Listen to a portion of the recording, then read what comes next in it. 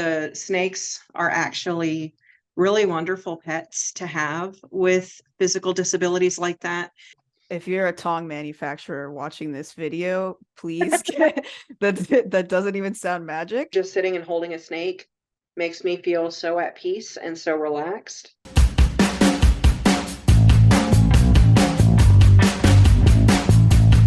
Hi everyone, yes again. After I posted my Keeping Reptiles While Disabled video, a friend of mine suggested that it would make an excellent interview series, and I agreed. And so, here it is, the first ever episode of Keeping Reptiles While Disabled, the interview series. I had the tremendous honor of interviewing my friend Mary White for the first ever installment of the series. We talked about some of the challenges and some of the amazing gifts of keeping snakes as pets, and I had a lot of fun learning about what life is like with a sometimes free-roaming Burmese python. We also talked about what it's like for Mary to take her snakes to educational events, where people are able to face their fears and also learn about the role that snakes play in our ecology. And we raved about our shared experience in the new Ball Python Keepers Facebook group. Without further ado, here's the interview. Okay, so first I want to thank you so much for joining me for this first time that I'm doing this interview series. I'm definitely a little nervous because I've never interviewed anybody before, so it helps that we're friends. I've never been interviewed, so I'm right there with you. Well, I'm super excited to hear about you and your snake family. So I guess the first question is to introduce yourself and your animals and human family if you want, but mainly the animals. Okay. I'm Mary, and I live in Western Kentucky. I am married to another snake lover, so thankfully I have that support in my obsession. We have 5 human kids. Most of them are adults. Only one still lives at home. They are 15. And we have 4 snake babies. We started with a ball python named Frank. Then he is a leopard. Then we got a blue-eyed Lucy. Her name is Kaiba.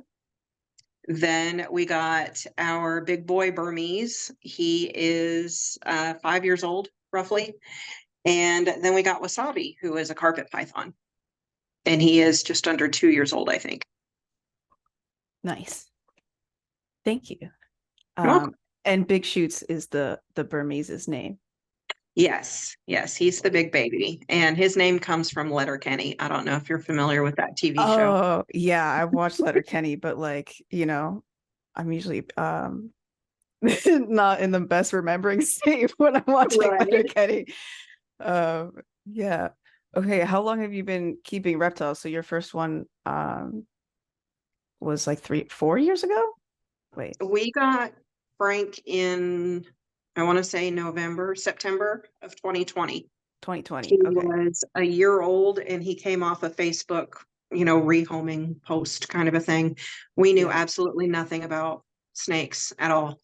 So thankfully we found new ball python keepers when we did, because who knows what state he would be in otherwise. Yeah, I know. I feel the same way. What made you want to get a snake? I've always loved snakes, always. My mother was not okay with anything that didn't bark or meow when I was growing up, so I wasn't gonna get snakes with her. And then I got married very young. I was 19 when I got married and had my oldest. And so I always kind of thought, when they get older and they know the difference between the snakes we have as pets versus what they might run into outside in the wild, then we'll get one. And like I said, 5 kids. So it wasn't until the youngest one came up to us and said, hey, I really want a snake, either a snake or a tarantula. And I was like, snake it is.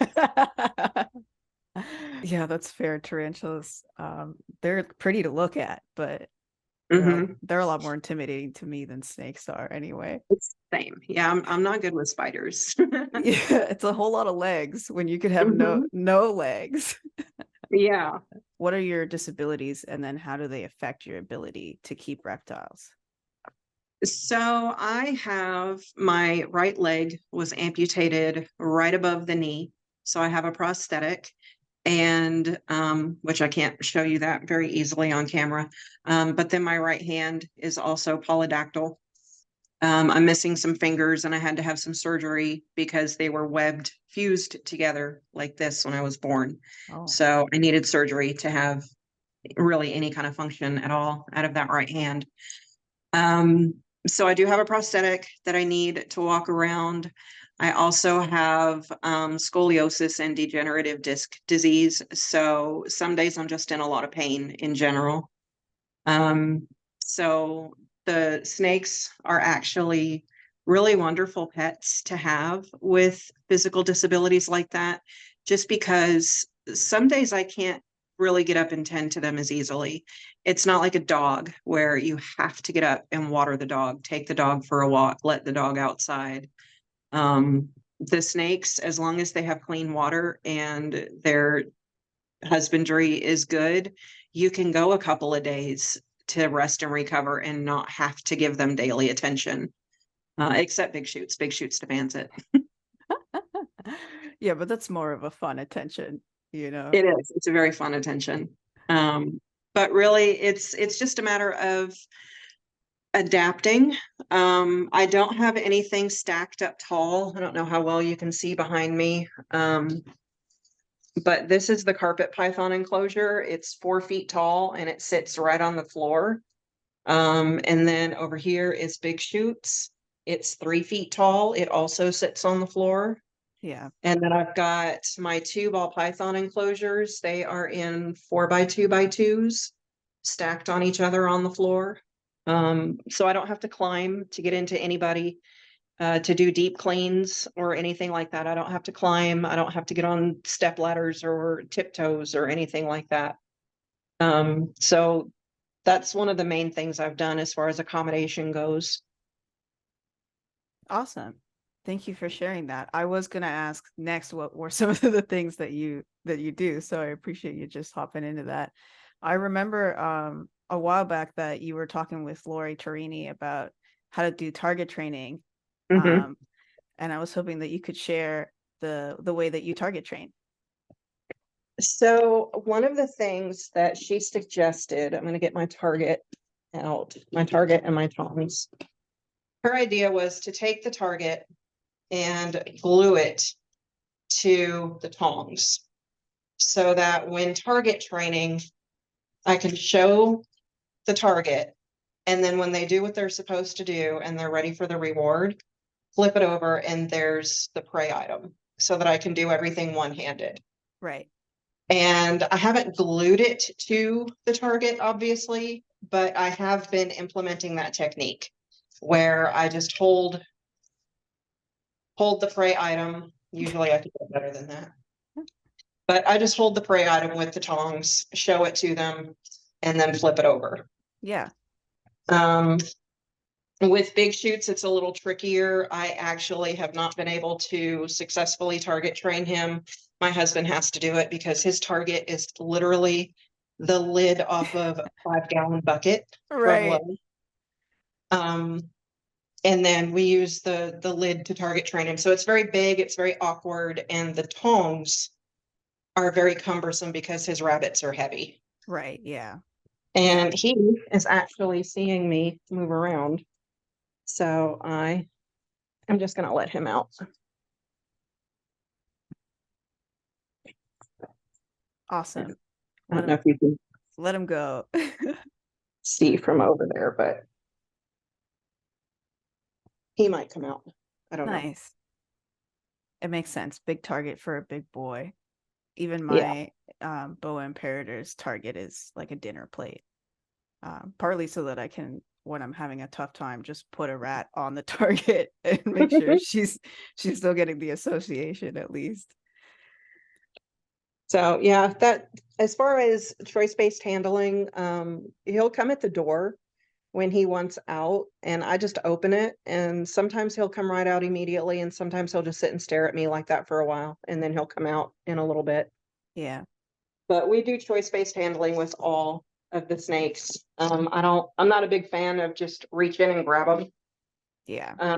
And with Big Shoots in particular, it makes it a lot easier for me to handle him because he weighs 30 pounds and, he's almost 10 feet long. So for me to actually reach in and pick him up and walk around with him, could be difficult. I can do it, but I try not to unless I really need to move him somewhere, just because I don't want to stumble and fall and risk hurting him. Yeah, absolutely. I mean, 30 pounds is a lot. And it's all spread out, like super wiggly and awkward. Yeah. It's not like he'll just ball up for you to be convenient. Right. Yeah. The ball pythons, they're little and they just sit on my shoulders. I could walk around with them all day. But Yeah, yeah, he's a little bigger. a little bit. Okay, my next question was going to be, if somebody could invent a magic tool outside of the current technology or logic for reptiles, what would you want that tool to be? I need tongs that will hold a rabbit. I have Yeah. not anything. I even got creative and I bought one of these big, it looks like a pair of scissors, but it has a rounded edge. And Right. it's actually meant to pick up logs outside. And it's still the rabbits are so heavy on the one end that you have no grip strength to hold on to them. I need a pair of tongs that'll hold a rabbit comfortably. Wow. That's Well, what I wish it invented. if you're a tong manufacturer watching this video, please that doesn't even sound magic. We just need tongs that take in the logistics of holding up a rabbit. Hmm. And maybe a machine that makes Burmese pythons ball up neatly when you need to move them in a way that doesn't hurt them. Okay. Do you have anything to say to anyone who has similar struggles as you and is considering getting into reptiles? I would say know your limitations. Don't take on more than you physically can.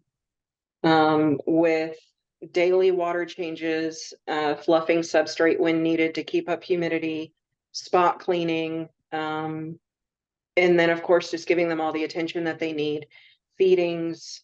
It's really easy to get overwhelmed, and it's easy to get into a spot of I'm tired, but this has to be done. So I'm going to do it, but then I'm going to exhaust myself and be sore afterward. And then you're incapacitated for a day, 2 days, 3 days, depending on what your disability is. And so caring for them becomes a chore and not a joy. And it also makes you less able to care for them the way you might want to, because it takes you time to recuperate afterwards. So you can't come in and just do the little daily maintenance things. Those daily maintenance things get put off for 2 or 3 days. So just know your limits. We only have 4 snakes right now because, partly money, but also because I can really only handle so much in one day. And if I didn't have my husband to help, then I definitely would be at my limit with 4. Yeah. Yeah, absolutely. Thank you for sharing that. I definitely like on days when there's 2 emergencies at a time, I'm like, what have I done? Why do I have this many animals? Yeah. But if it's every once in a while, I can stretch it. But if it were all the time, it wouldn't be healthy for me at all. Okay, what's the best part about having 4 snakes? For me, I get such a sense of calm from them. I have anxiety, and just sitting and holding a snake makes me feel so at peace and so relaxed. I haven't needed to take any anxiety medicine since we got our first snake. Um, they're just amazing. There's such a bond that I have with them.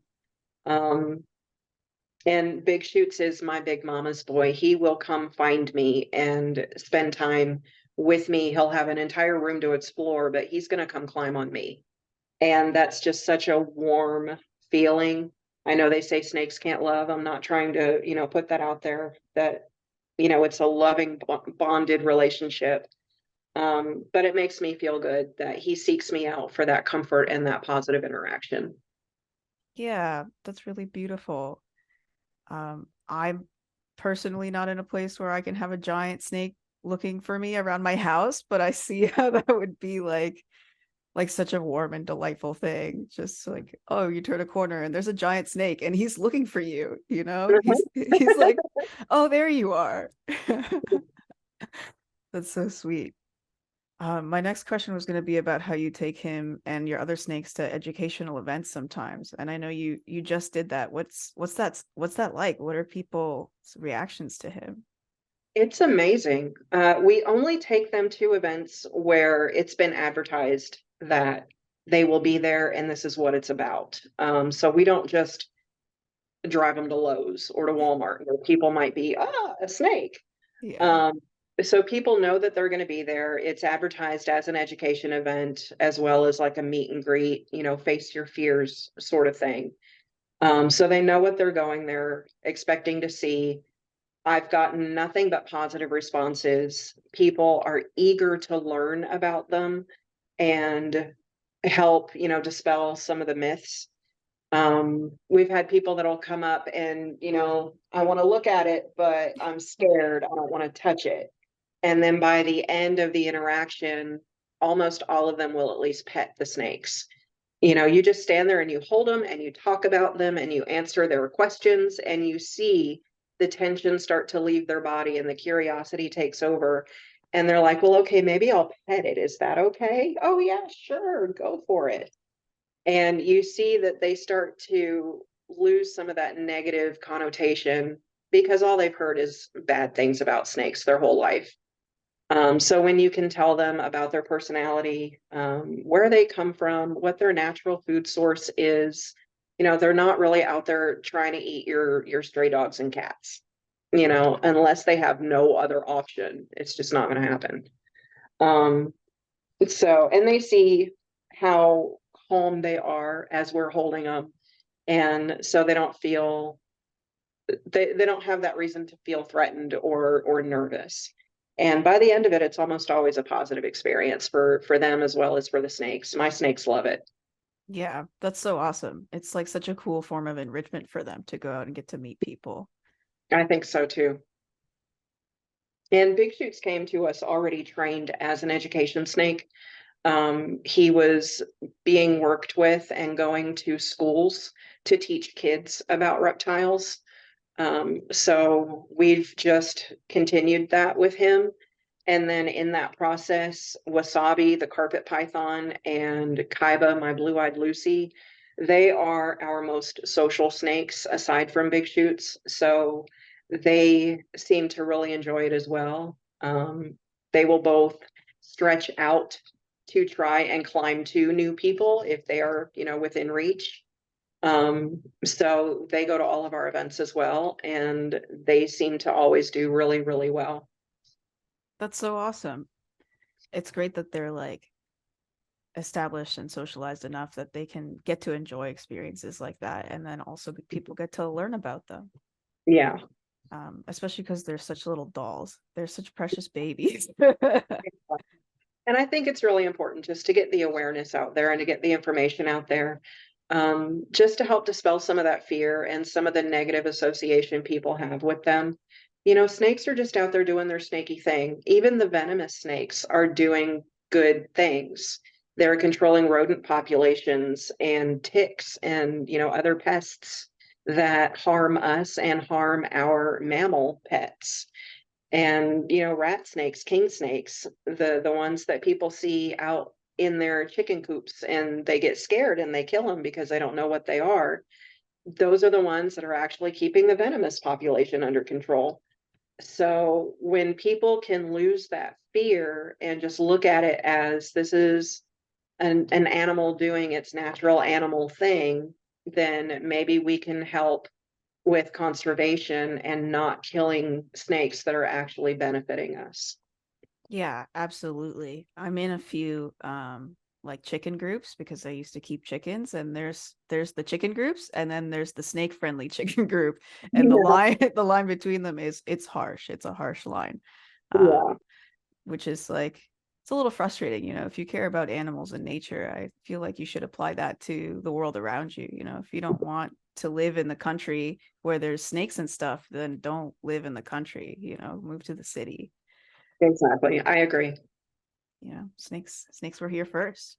They were. They absolutely were. We are encroaching on their territory, not the other way around. Yeah. Okay, so you and I met through the new ball python keepers group. I'm biased. I think it's the best reptile husbandry group that there is on the whole internet. Mhm. When did you join the team? The day after we brought Frank home in 2020. As soon as we brought him home, I went on Facebook and I started looking for groups that would teach me what I needed to know to take care of him. And New Ball Python Keepers is the one that I stayed with because right away they made me feel welcome. They let me know no question is stupid. And they didn't rake me over the coals for the terrible rookie mistakes I was making because I went off of really bad initial advice. Yeah.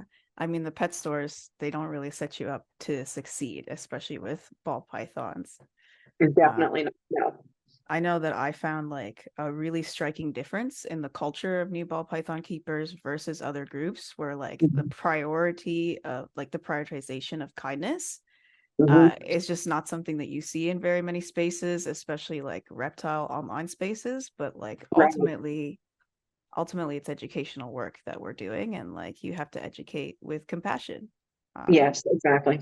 One of Tracy Judd's famous phrases is or her ethos basically, the reason the group was started is if you're not helping the human, you're not helping the snake. So if you come at the human hostile and put them in a frame of mind where they're just digging in their heels and feeling attacked or feeling defensive, they're not going to ask questions anymore and they're not going to be open to your information. And then their snake isn't helped.